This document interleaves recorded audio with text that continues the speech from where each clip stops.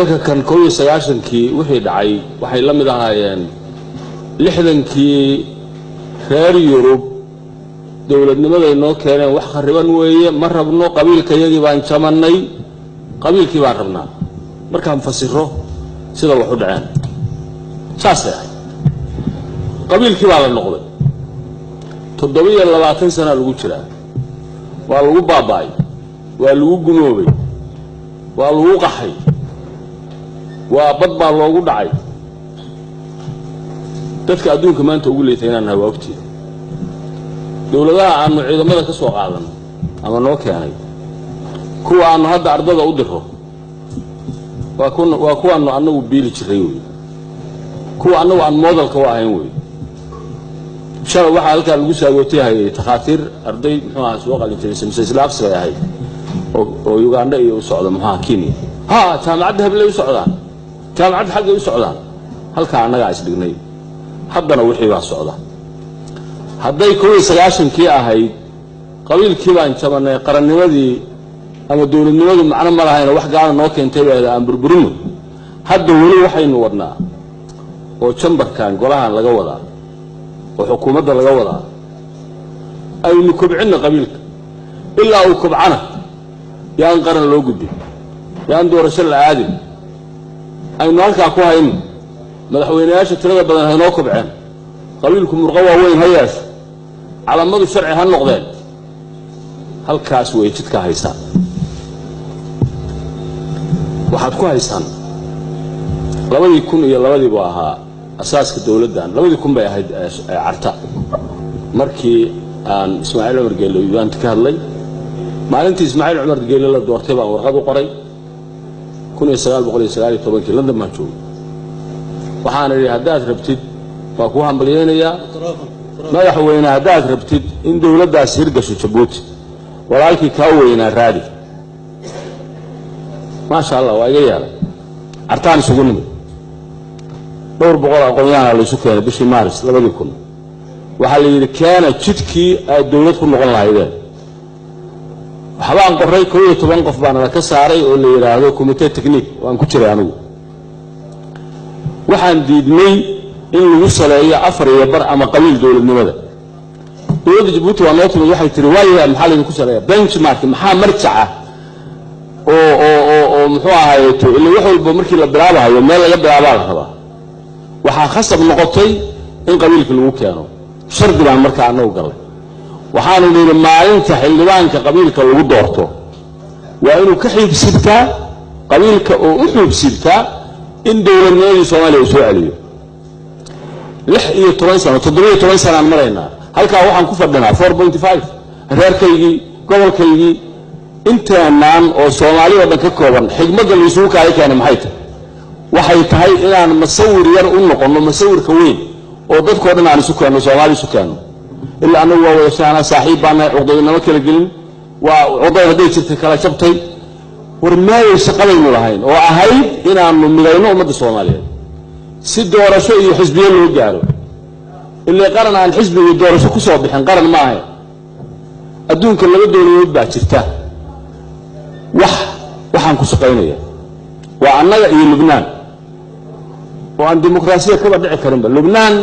haddaad Kristaan tahay madaxweyne noqonaysaa meel kale ma aadi karto haddaad tahay Shiici ra'iis baarlamaan baa noqonaysaa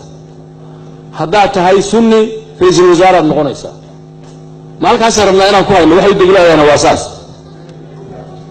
maalkaas aynu ku haynaynaa haddaad reer hebel tahay madaxweyne haddaad reer hebel tahay boomraysa baad haddaad reer hebel tahay ra'iisul baarlamaan baad maalkaas ku haynaynaa baad anu waxaan u yahay xildhibaan saaxiibadaya oo leh macna ma lama qaban karo doorasho markii 2020 la gaaro 2 sano kale aan ku darsanaynaa inna lillahi wa inna ilayhi raaji'uun warmay taa waxaas weeye annaga iyo xukuumadda halkaan fadhida xilka saarina waxa weeye inaan u guntano kulligeen masawirka yaroo aynu nahay waxa lagu keeni karaa dadka kalsoonidii ka dhuntay in lagu soo celiyo horta oo aanu tusnaa annagu oo dawladnimada dadku aaminaan markii dawladnimada la aamino waxa yaraanaya qabyaaladda yaraanaysa waayo hadduu qofku ammaan u baahnaa dawladdii baa u fulinaysa hadduu shaqo u baahnaa dawladdii baa siinaysa hadduu mobility iyo isu socod u baahnaa hadda mushkiladda ugu weyn oo dalka haysta waxa weeye bal waddan hawadiisa maahane aan dhulka la mari karin oo baabuur la raaci karin in hawal diyaarad loo raaca maahane oo dhin iyo xeradu oo haddii alla kuu reeyahay bad la mari karin baddi waa xiran tahay oo hawadu waa xiran tahay waxaan leeyahay birigu waa xiran yahay hawada kaliya la maraya waana iska joognaayo yani business as usual buu yidhahdaa gaaladu tirahdaa ingiriisku yidhahdaa yani caadi sidii dad caadi u nool baynna waxaa la rabaa arrinta xisbiyada 2004 dowladdii ku-meel gaarka ahayd oo lagu dhisay Embagaasi sharcigeeda waxaa ku qoraa ama dastuurkeeda ama xeerkeeda in doorasho dhacdo 4 sano ka bacdi waxaa la yimid 2012 waxaa ku qoraa qaarkii in badan baa hadda xildhibaanadii hore oo naga horreeyay sagaalaada waxaa ku qoraa in doorasho dhacdo hadda waa ku qoran tahay sidii kuwaa loo lugjiidayo aad moodaa in loo lugjiidayo waxba isagama jiraan shaqada guddiga laga rabo iyo perceived wax yani laga sii fikray oo ah duruuf hadda ku haysato aad ku jaangoynaysid bari inay sideeda ahaanayso inay Soomaaliya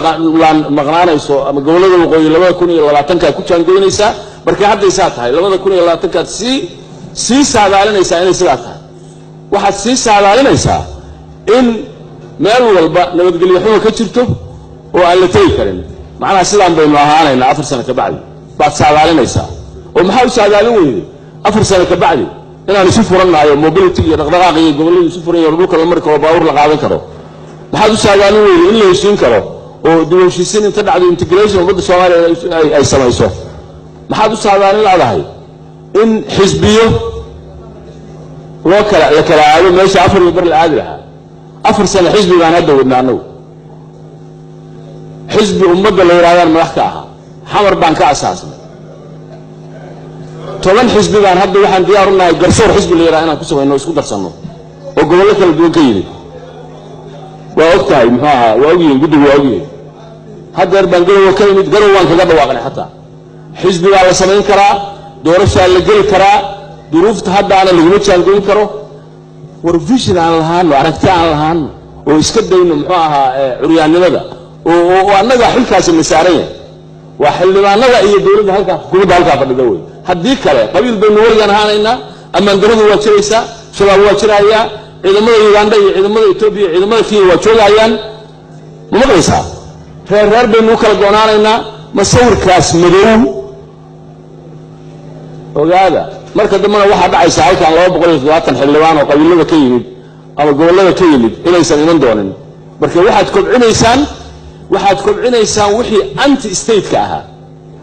state-ka wixii ka soo horjeeday dawladnimada did dawla ayaad kobcinaysaan maalin walba muruqyo waaweyn tababaraysaan oo waxaa baraysaan hadaa la ku reeyahay juudo iyo hadaa la ku reeyahay maxaa la yiraahdaa geedan Japanese ku cayaarad baraysaan Soomaa huwaynaysaan ilkaha u qoraysaan